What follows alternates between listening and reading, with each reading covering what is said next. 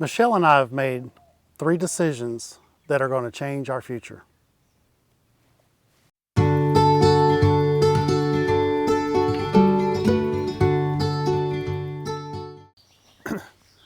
The first decision we made when we were talking with our neighbors one day, my neighbor asked me if we might be interested in buying 1 acre to 2 acres right behind our house in order to help make our dreams come true of expanding an orchard, a garden, and that sort of thing. Yeah, the property actually backs up and connects to our backyard.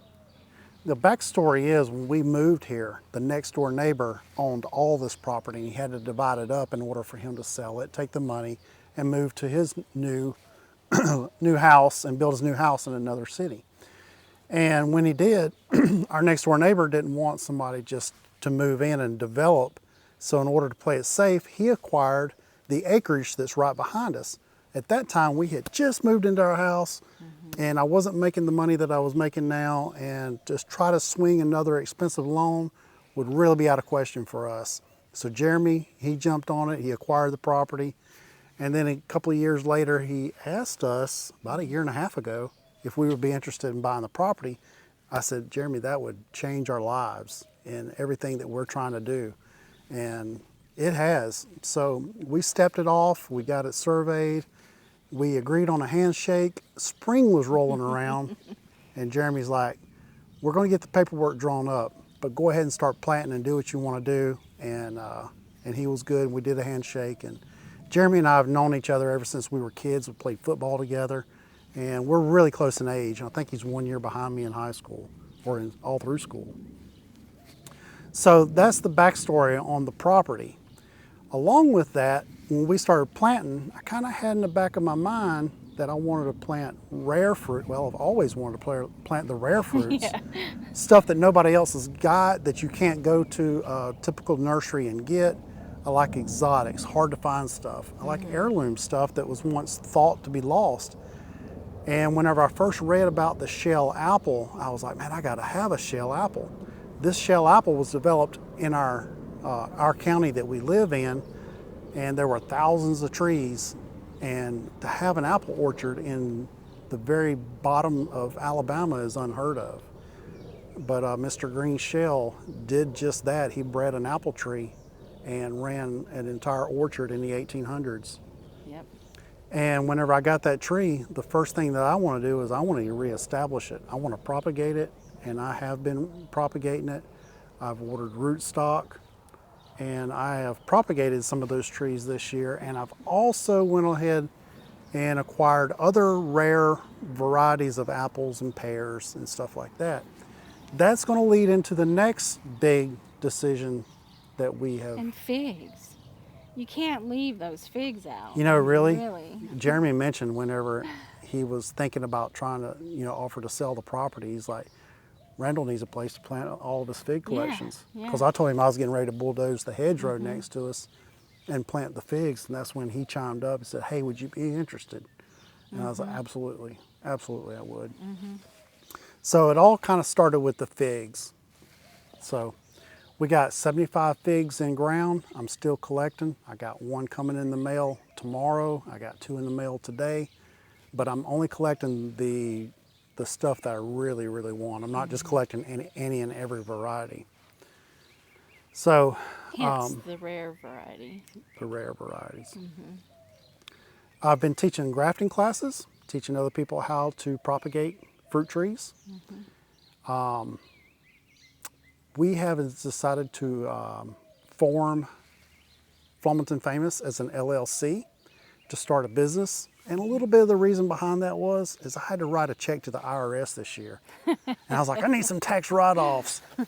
And so that kind of plays into the next decision that we made, Yeah. kind of all at the same time, is if we start Flemington Famous as an LLC, what are we going to have to go with that? Well, I'm not really going to get the benefits of a tax write-off unless I'm living off the income.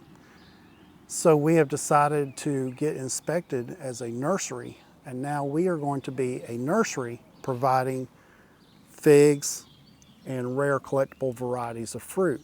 And this is something we're just dipping our toe in for 1 or 2 years until we decide and figure everything out and how it's going to play. But this may eventually There's no be, dipping our toe in. We're going all in. I say that I'm because, pushing you in. and I would be all in. The only thing is, I've got to know that I can sell a few thousand trees. Sure. So if I could It's sell a going to few, happen. if I could sell a few thousand trees and eventually replace my income, then that's going to bring me home, Or double your income. or double my income for a little while, and let's get everything Yeah, paid right. off. And then replace it. So those are the 3 big announcements that we wanted to bring to you. We are also showing you throughout this video some of the mother plants of what we're going to be taking our grafts from. We've got that shell apple. I've got Smith of Mississippi, which is a very low chill apple. When I was up interviewing Mr. Larry Stevenson, he told me about some of the other very low chill apples that he has in his collection. And so I got scion wood, and I got a tree from him. And so we're going to be adding that into the orchard. That's going to be a future video. Now that we have the property, we're going to be establishing this orchard that we're telling you about. And we're going to get all those low chill apples in the ground, and we're going to get all of those low chill pears in the ground. And I've got a nice little variety of low chill pears that nobody has ever heard of that grows here in the Deep South. So that was the big news that we wanted to reveal to you. So we gained an acre and a half of property. We became LLC, Flumerton Famous LLC, and we're also a legal nursery. We're a nursery grower and a nursery dealer. Right. So we can grow our own, provide, and we are allowed to sell to other nursery people. if So we we'll be wanted to. doing a website here soon for Flumerton Famous Nursery. Yeah. Now, when we say nursery, we're not talking about a storefront. We're not going to open up a Yeah. store out in town. We'll be doing a website really soon. Website, mail order, and maybe some local flea markets around the area if we Yeah. feel inclined. And we go to these homesteading events and stuff like that. So maybe if we've not sold out, we'll have some plants available Right. at some of those gatherings. And there's a lot of local events around, like where we live. Williams Station Day. Yep. We might be able to get a vendor booth there. There's the Railroad Day in Flumerton that we can get a booth at. So just locally, keepers of the old ways will have a booth, and Emerald Coast Homesteading. Gulf Coast Homestead, or whichever event comes next. Right. Yep.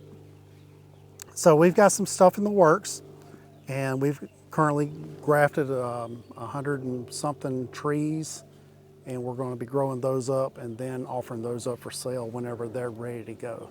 They're still establishing right now, but just want to talk about that real quick. Is in order to establish as a nursery grower dealer, the USDA has got to come out and inspect. So whenever I called the state of Alabama and I talked to my local representative, he came out and he evaluated the grow area. So we rolled out a little piece of grow fabric, and I said, the only thing I've really got to offer to show is a few trees that I've recently grafted. Because that's fine, just as long as we've got something to look at, then we can certify you. But if there's nothing to look at, it's going to be a little hard to get you certified. And so with that, I've decided that I'm going to do a future upcoming video on what it takes to establish a nursery, specifically in the state of Alabama, because that's the only thing I know about. So you can look for that in an upcoming video.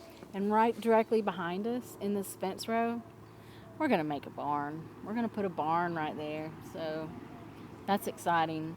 That'll host a lot of his future master's graft classes and, Big tastings. big tasting events and lots of other events with a barn right behind us. So along with the whole barn building thing, one of the things that Michelle and I have been talking about is offering up a master grafters class for anybody in the area that wants to seriously get into grafting.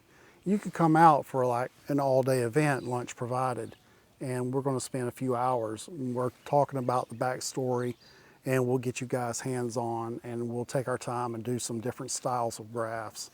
And that's just one of the things I'm wanting to do, and I'm really looking forward to doing, and I'll be able to do now that we're going to have a place to do it in. Yeah. So that's after the barn is built. So maybe next year. Right. In Next the spring- spring. Yeah, next next spring. spring. That's a great time. That's a perfect time. Yeah. So, yeah, we'll be announcing that next spring. All right, guys, we thank you for watching. We are so thrilled to bring you this news, and we hope that you enjoy watching the adventure as we build all this together. And until next time, remember, keep growing, keep building, and always keep adventuring. And together, we're Fluminense famous. We'll see you next time.